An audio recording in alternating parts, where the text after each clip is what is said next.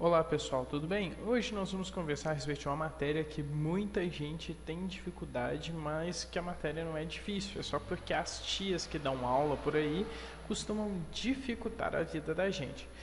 Recomendo você dar pause daqui a pouquinho no vídeo e assistir antes de ver essa aula, se você ainda não tiver visto, o vídeo O que é sujeito, que está em algum lugar aí na lista dos meus canais e que eu vou colocar um link aqui agora na janela para vocês. Tudo bem? Bem, depois que você assistir esse vídeo, você vai ver que sujeito não é bem aquela definição que as tias dão. As tias ensinam que sujeito é aquele que pratica a ação. Nós vimos naquela aula que, na verdade, sujeito é aquele com o qual o verbo concorda. Então, eu tenho aqui, João quebrou a janela. Nesse caso, a gente sabe que quem quebrou? João. João, portanto, é o sujeito.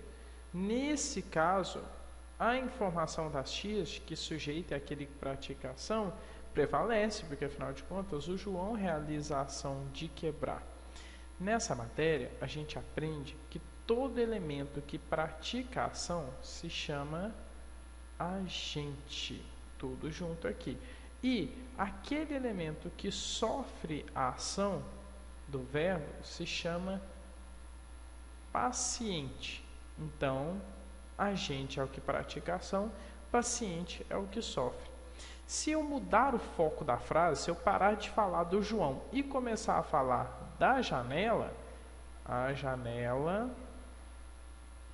foi quebrada por João. Por João. Então, eu tenho que agora o sujeito passa a ser janela, porque afinal, quem foi quebrada? Não foi João, foi a janela. Então, apesar de a janela agora ser o sujeito, o agente continua sendo João, porque afinal de contas, João pratica a ação. A janela continua sofrendo a ação, ela ainda é o paciente. Então eu tenho no primeiro exemplo um sujeito que é agente e no segundo exemplo um sujeito que é paciente, ou seja, um sujeito que pratica a ação no primeiro exemplo e um sujeito que sofre a ação no segundo exemplo. Então, o que a gente pode definir? Que todas as vezes que eu tiver um sujeito que estiver praticando a ação, eu tenho voz ativa. Todas as vezes que eu tiver um sujeito que sofre a ação, eu tenho voz passiva. Então, o sujeito, como é no primeiro caso, praticou a ação, o sujeito é agente, voz ativa.